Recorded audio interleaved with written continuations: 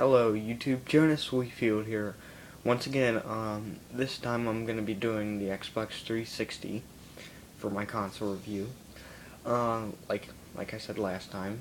And basically, the Xbox 360 is something that almost everyone on Earth knows about because it's this generation's, last generation's console.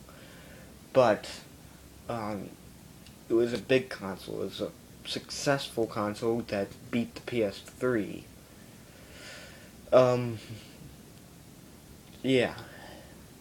The Microsoft Xbox 360. It was a sequel to Microsoft's first console, just known as the Xbox, which, the Xbox, a short review on that right now. The Xbox was not a successful console and was easily and quickly destroyed by the PlayStation 2. It had a very similar controller to the Xbox 360, except the start and select buttons were black and white on one of the handles on the original Xbox, and it was wired, and it didn't have the Xbox button on it. There's a difference. But yeah, there's a short review on the Xbox. But now, let's get to the Xbox 360, which is the main thing I'm reviewing today. Originally, when the Xbox 360 was produced, it was a fairly large-sized console. In fact, it was more than fairly. It was very large of a console. And it had a power button on it, which you actually had to press. Wireless controllers, and it lasted up until, I believe, 2010, and then there was a reissue of the Xbox 360, which came out, which was almost the same, except you could just put your finger on the power button and it would come on. Also, with the old Xbox 360, it had a thing called the Red Ring of Death, which is where if you got this red ring, your Xbox was pretty much dead, or at least if it was the 3-light red ring. If it was the 4-light, wiring was just wrong. If it was 2-light, the system was overheated. But 3-light meant it was dead. Yeah.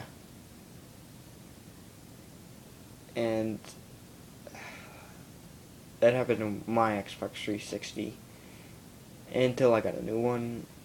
Yeah, I was pretty upset. I had to play PlayStation 2 for about 4 or 5 months, and I just wanted to get back online and, play with some of my friends and all that. But, yeah, that was the problem, and that's why they had to reissue the Xbox 360, and the new one doesn't have the red ring, or at least that I know of. It doesn't have the 3-ring, I know that, or 3-light. It could have the 4-light or the 2-light, maybe.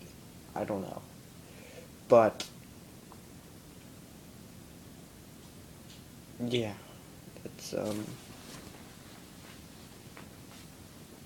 all I had to say about that. Now,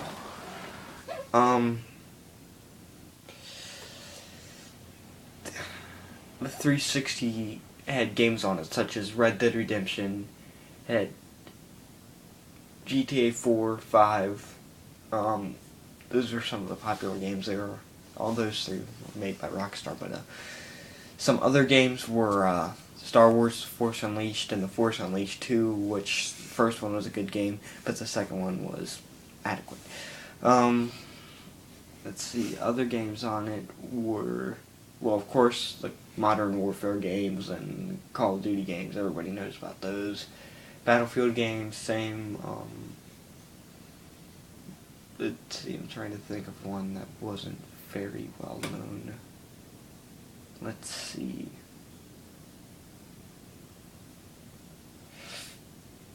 Well, the Halo games everybody knows about.